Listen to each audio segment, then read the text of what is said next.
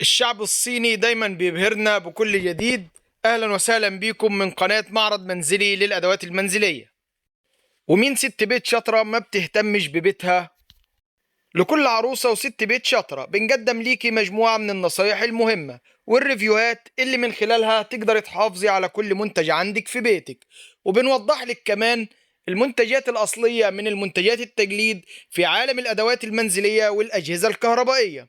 النهاردة معانا فيديو جديد ومميز لجديد الأدوات المنزلية، اللي هتشوفي من خلاله مجموعة من الأدوات والحيل والأفكار والابتكارات اللي مفيش ست بيت تقدر تستغنى عنها. وهنوضح لك كمان أسعار بعض من المنتجات وأماكن تواجدها.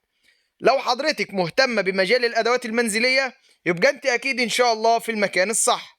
ولو أول مرة تشوفينا ياريت تشتركي في القناة وتفعلي الجرس عشان يوصلك إشعار بكل جديد.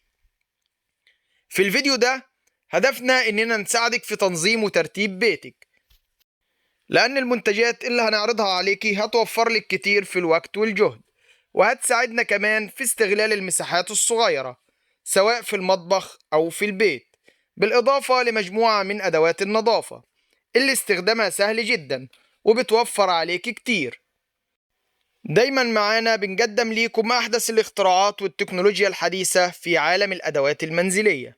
بنتمنى من كل اللي بيتابعنا يعمل لايك للفيديو ونصلي على النبي، ويلا بينا نبدأ مع بعض ونشوف المنتجات اللي اخترناها لحضراتكم النهاردة هتكون ايه. اما هنا عندنا صندوق للتخزين 3 في 1، زي ما انتم شايفين كده سهل جدا تثبيته على الحائط. تقدر تحط فيها الجوانتي عندك او الاكياس الفاضية، كمان تقدري تثبتيها جوه الدولاب زي ما هتشوفوا معانا دلوقتي حالا، وتنظمي عليها مختلف المناديل عندك والملابس الداخلية. معانا كمان الممسحة الصغيرة دي. الممسحة دي بتساعدنا في تنظيف مختلف الأسطح من مرايات وجزاز وبوتاجاز زي ما انتوا شايفين كده. عندنا كمان الشنطة دي اللي بتحطيها في الغسالة بتاعتك وبتضعي فيها مختلف الشرابات والملابس الداخلية وخلافه. لو حضرتك بتفضلي غسيل الشرابات وغيره في حاجة مختلفة عن مختلف الهدوم عندك. بعد كده هنشوف مع بعض الوعاء المخصص لتجفيف وغسل الفرش بتاعة الميك اب زي ما انتوا شايفين. تقدر تستخدميه كمنظم وتقدر تستخدميه كمجفف زي ما انتوا شفتوا معانا في الفيديو. كمان معانا الأداة الذكية جدا اللي جاية دي، فرشة المكنسة اللي انتوا شايفينها دي. المكنسة دي بتديكي أفضل نتائج التنظيف، عندها قدرة كبيرة على معرفة نوع الأوساخ اللي موجودة على الأرض وسحبها بكل بساطة، وكمان عندها ميزة التنظيف الذاتي العميق، سهلة جدا في الاستخدام وبتديكي أفضل النتائج للتنظيف. عندنا كمان الفرشة دي لتوزيع الزيت على الصواني بكمية متساوية زي ما انتوا شايفين كده. فرشة ذكية وجميلة جدا وعملية زي ما انتوا شايفين كده، طريقة استخدامها بسيطة وبتديكي نتائج ممتازة ومبهرة. عندنا كمان الرف ده تقدر تثبتيه عندك على الجدار بكل سهولة وبساطة. تقدر تستخدميه في المطبخ لمختلف المعلبات عندك، وكمان تقدر تستخدميه في الحمام للكريمات وغيره. في برضو الفرشة دي للتنظيف جميلة جدا وعملية، بتساعدك في تنظيف كل القطع اللي بيكون فيها زوايا أو حجمها صغير وبيكون صعب الوصول ليها في التنظيف زي ما انتوا شايفين. مع وجودها في مطبخك مش هتلاقي أي قطعة عندك صعب تنظيفها. وده ستاند بيكون مخصص لفوط المطبخ وسفنجة المواعين زي ما انتوا شايفين معانا. أما اللي جاية دي اسفنجة للمواعين، أول ما بيوصل ليها المية بتتنفخ زي ما انتوا شايفين كده، وهتساعدك في غسيل مواعينك.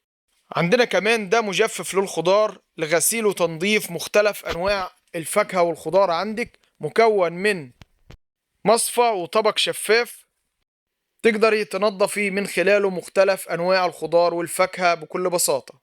ودي فرشة للتنظيف 3 في 1، جميلة جدا وعملية واستخدامها بسيط لغسيل الكوبايات وغيره زي ما انتم شايفين.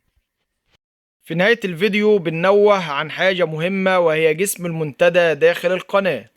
لأن كتير من المنتجات أول ما بتتوفر عندنا، المنتجات اللي شفتوها معانا النهاردة بننزلها بسعرها في جسم المنتدى داخل القناة. فياريت نهتم بجسم المنتدى داخل القناة. طيب بالنسبة لفكرة ازاي نحصل على المنتجات اللي انتوا شفتوها معانا النهاردة، في اكتر من طريقة نقدر من خلالها ان احنا نحصل على المنتجات اللي شفتوها معانا النهاردة. اول طريقة وهي عن طريق التطبيقات والمواقع الالكترونية الشهيرة، زي تطبيق وموقع علي بابا او علي اكسبريس، او تطبيق وموقع امازون الشهير، اللي نقدر من خلالهم ان احنا نحصل على المنتجات اللي شفتوها معانا النهاردة بكل سهولة وبساطة. بس بتكون في مشكلة، وهي تكلفة الشحن، لان تكلفة الشحن في دولنا العربية بتكون عالية خالص، قد تكون اعلى من ثمن تكلفة المنتج نفسه. وبالتالي في ناس كتير بتجد صعوبة في الحصول على المنتج عن طريق التطبيقات والمواقع الإلكترونية دي. فبالتالي في طريقة تانية نقدر من خلالها ان احنا نحصل على المنتجات اللي شفتوها معانا، وهي عن طريق صفحات الفيسبوك وجروبات الواتساب اللي موجودة في جميع دولنا العربية. في كتير من الناس التجار اللي بتسوق وبتبيع اونلاين، وبتسوق منتجاتها عن طريق صفحات الفيسبوك، سواء حضرتك كنت من الأردن، من السعودية، من الكويت، من مصر، من الإمارات، من أي دولة عربية. بتكون في كتير من الجروبات اللي بتسوق وبتبيع منتجات عن طريق صفحات الفيسبوك وجروبات الواتساب، وبتكون تكلفة الشحن مش عالية. يعني مثال عندنا في مصر، الكرتونة تكلفتها بيكون في حدود 50 جنيه، 60 جنيه أو 70 جنيه أقصى تقدير تمن لكرتونة في الشحن. فبالتالي نقدر نحصل على المنتجات دي من خلال صفحات الفيسبوك. لو دخلنا على البحث في دولتك هتعرف كتير من المنتجات دي. في طريقة تالتة نقدر من خلالها ان احنا نحصل على المنتجات اللي شفتوها معانا النهاردة، وهي عن طريق المعارض والمولات اللي موجودة في جميع دولنا العربية. واحنا بنحاول نقول لكم على السعر سواء في الفيديو او في جسم المنتدى عشان تعرفوا السعر الاصلي للمنتج كام. وبنوه ان الشحن متاح عندنا لجميع محافظات الجمهورية لأي منتج من المنتجات اللي بتشوفوها معانا النهاردة. فلو أي حد حابب يشتري من عندنا منتج من المنتجات اللي بتشوفوها معانا، إن شاء الله الشحن متاح لجميع محافظات الجمهورية. كده اتكلمنا عن أكتر من طريقة للحصول على المنتجات اللي شفتوها معانا النهاردة. بنتمنى يا رب ان يكون الفيديو عجبكم، وان المنتجات اللي عرضناها على حضراتكم نالت اعجابكم. وما تنسوش تعملوا لايك للفيديو وتصلوا على النبي صلى الله عليه وسلم. واللي لسه ما اشتركتش في القناة تشترك في القناة وتفعل الجرس عشان يوصلها اشعار بكل جديد من الفيديوهات والريفيوهات اللي بنقدمها على القناة. لو في اي منتج عايزين ان احنا نعمل عنه ريفيو اكتبوا لنا في التعليقات، واحنا معاكم مستمرين ومكملين من معرض منزلي للأدوات المنزلية. أي استفسار تحت أمركم، سواء اشتريتوا من عندنا أو من عند غيرنا، النصيحة لوجه الله تعالى. أي سؤال معاكم في أي وقت بأمر الله تعالى. نشوفكم إن شاء الله في فيديو جديد. نشكركم جميعا، والسلام عليكم ورحمة الله وبركاته.